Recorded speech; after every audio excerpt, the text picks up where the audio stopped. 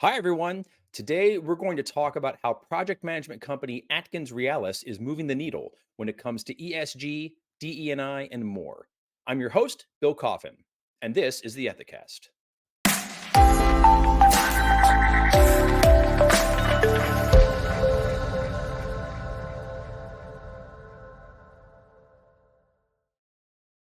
Founded in 1911, AtkinsRéalis is a global, fully integrated professional services and project management company that supports various sectors, including buildings and places, defense, industrial, minerals and metals, nuclear, power and renewables, transportation, and more.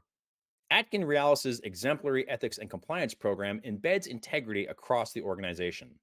The company has made significant investments in compliance and ESG and implemented major initiatives from building a culture that requires managers to frequently communicate with their teams on ethics and compliance to robust third party risk management procedures.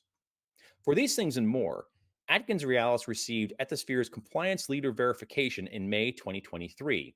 And just recently, it became the first engineering company in the UK to achieve the Clear Assured Platinum standard for its progress and impact with DE&I initiatives. With us today to talk about this further is Hentie Dirker, Chief ESG and Integrity Officer for AtkinsRéalis. Hentie, thank you so much for joining us. Thanks for having me, Bill. Your ethics and compliance program has reached a high level of excellence and maturity, but we all know that doesn't just happen overnight.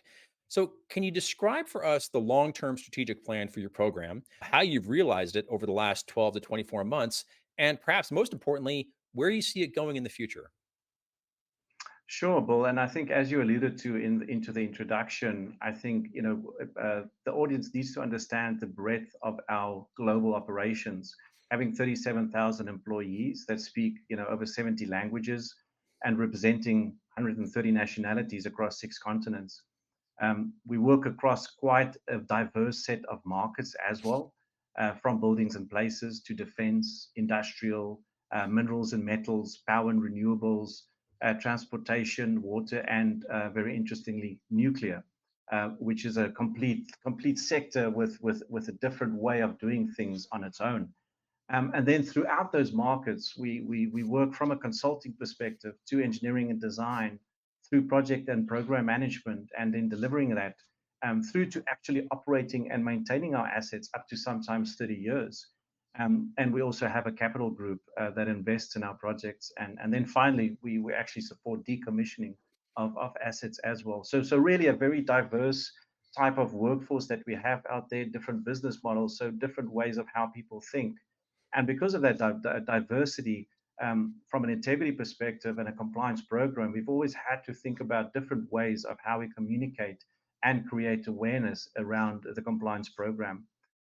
I would say our long-term strategic plan has always been about ensuring that our integrity program is there to support employees in their day-to-day workings and to make sure that it's pragmatic and as much as possible integrated.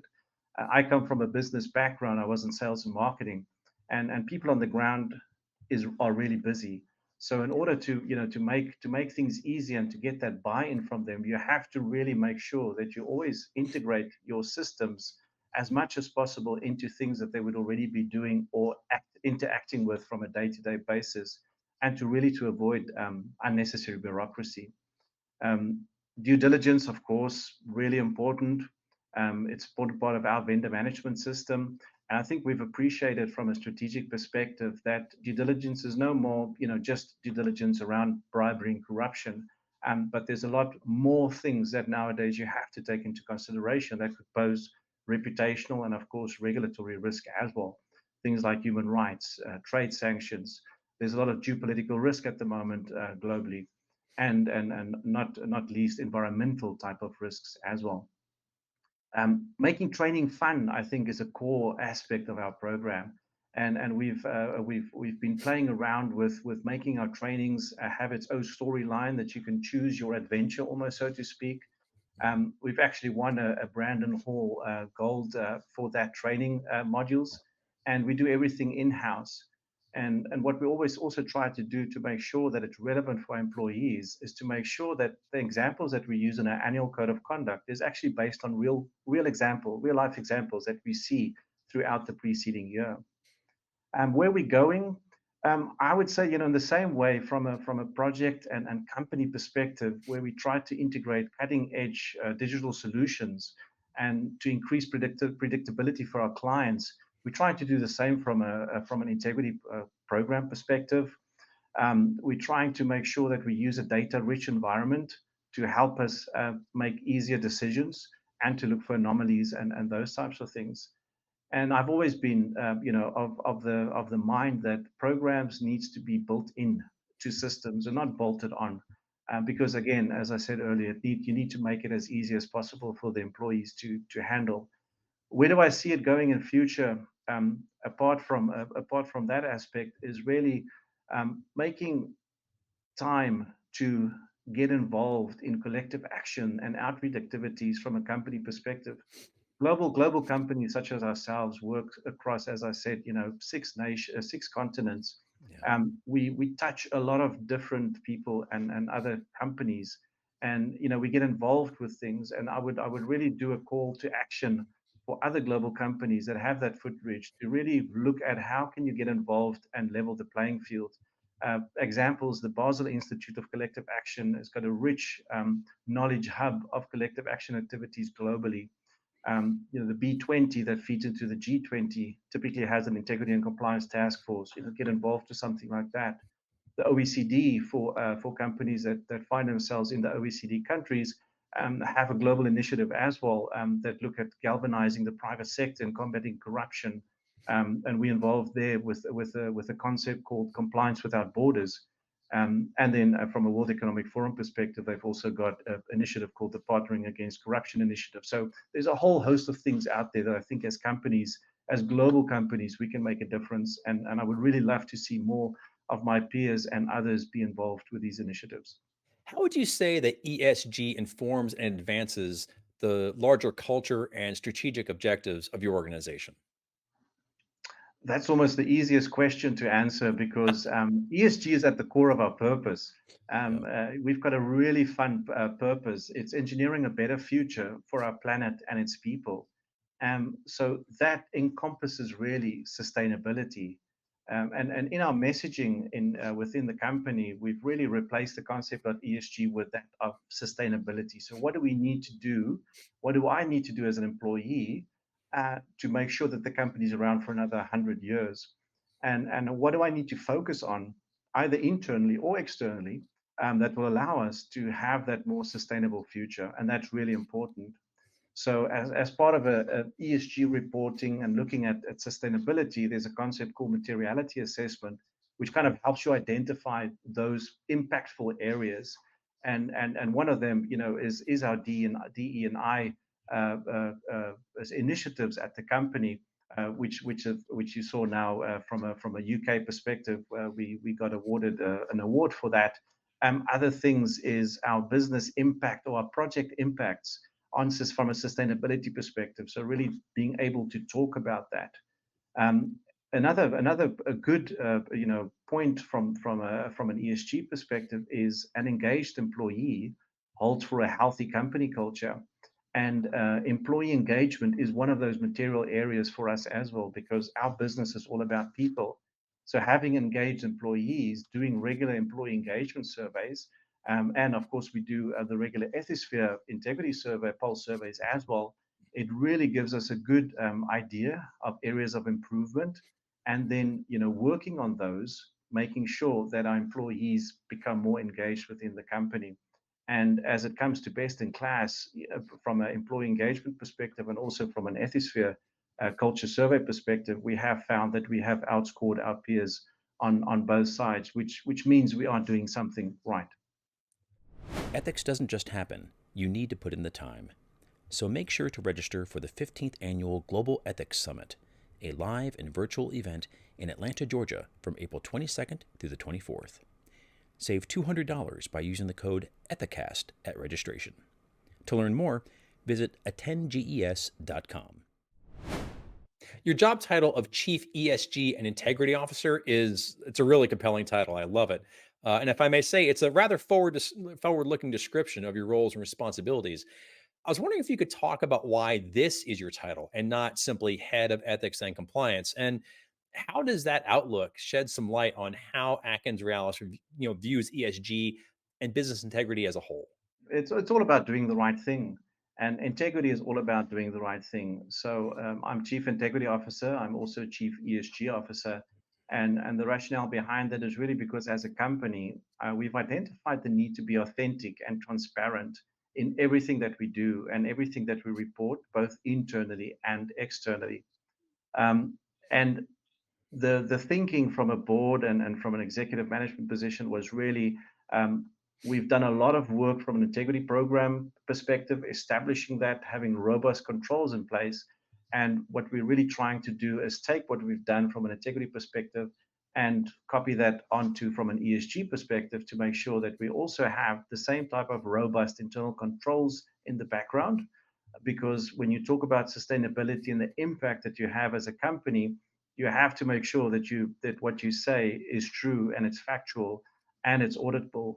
And as you know, there's a lot of new reporting frameworks that's coming out. There's one in Europe. There's one, international from an ISSB perspective that we'll soon see here in Canada as well. So all companies, I think, have to start making those additional steps in making sure that it's not just a marketing exercise in talking about what you're doing from a sustainability perspective, but that it's really rooted from a foundational perspective into areas that you as a company can have a material impact on, and that it is transparent and auditable. So putting those two themes under one area of responsibility, I think, as you said, has been very forward looking from a board perspective. And as we go forward, we'll continue to apply the learnings that we've had, even just getting buy-in and working with employees across different regions, across all the different metrics, in the same way that we've done from an integrity perspective. Do you have a particular story or anecdote that you could share that showcases how the initiatives that you've been pursuing within your own ethics compliance program have manifested themselves in the day-to-day real life operations of your company? I sure do, and I tell this story, on all the panels and presentations that I do outside, because I think it's really, really valuable and something that we have been able to achieve through yourself from an ethisphere perspective. So I'm not just saying it because I'm doing an interview with you. As you know, as you said, we obtained our ethisphere compliance leader verification for a third time in a row. And from an ethical culture assessment perspective, we 4.7 points or something, above external benchmarking. So we're outperforming our peers on all the different pillars. And the example that I always use that has been really helpful for us as a company over the past 5-6 years that we've used and even implemented from an AIP perspective is looking at the linkage between how easy it is for employees to talk to their managers around ethical dilemmas, how easy it is for employees to feel as if the rules are fairly applied, or that that their expectations have been properly communicated. And you get that by having managers talk regularly about ethics and compliance dilemmas or issues or topics. And a couple of years ago, it was actually part of our AIP or bonus incentive program that managers, should be talking more about this. And we saw over a span of 2 to 3 years a remarkable improvement in employees feeling more psychological safe in order to speak up about things that they see. So really, really important for us findings out of the ethical culture assessment that we have been using, and we will continue using a metric like that because it is important from an employee perspective to have that safe environment. And if you see your managers having had difficulty in the past about ethical dilemmas, or we really focus on our managers to make it personal. So make a personal kind of story about something that they have experienced, and that's got a lot of power towards your employee base, and makes them then more open to come back to you as a manager and talk about things that they see going on externally. Could you identify one key cultural value, I would say, that you find that is kind of a universal amongst all of the people at AtkinsRéalis that helps to sort of pin together all the wonderful things you're doing when it comes to ethics compliance, diversity, and business integrity? I think that's an easy one. It's about doing the right thing. And doing the right thing crosses all regions and continents and cultures. And not just doing the right thing internally as it relates to things that we do in the office, but as a 37,000 strong employee base, doing a lot of engineering design and consulting work towards clients, really having that culture of wanting to give the best type of solution to our clients, but doing it in a right way. And one of the material areas that we felt that we can have an impact on is actually educating our clients. So when we are engaging in bids or giving consulting work to our clients, if we try to actually educate them then even further on, you can have that option, but if you look at this option, it might cost you a little bit more, but from an ongoing sustainability perspective, or reaching your net zero targets, or reaching your goals, we can support you with that. I think that that's very important for us. So educating, doing the right thing globally is the best kind of answer that I would have, I think, for that question. Well, Hentie, thank you so much for joining us today and for sharing with us some of the details about your program at AtkinsRéalis. And once again, congratulations on your much deserved recognition. Thank you very much, Bill. I really appreciate having been on air with you and being able to share some of my thoughts. To learn more about the great work that Hentie and his colleagues are doing, please visit AtkinsRéalis.com. And to learn more about Ethisphere's Compliance Leader Verification Program, please visit ethisphere.com/solutions. While you're there, be sure to download a free copy of our ebook, The 8 Pillars of an Ethical Culture, from the Ethisphere Resource Center at ethisphere.com/resources. I'm Bill Coffin, and this has been the Ethicast. For more episodes, please visit the Ethisphere YouTube channel at youtube.com/ethisphere. And if this is your first time enjoying the show, please make sure to like and subscribe either on YouTube or on our podcasting platforms at Apple, Spotify, Google, and Amazon Music. Thank you so much for joining us today. And until next time, remember, strong ethics is good business.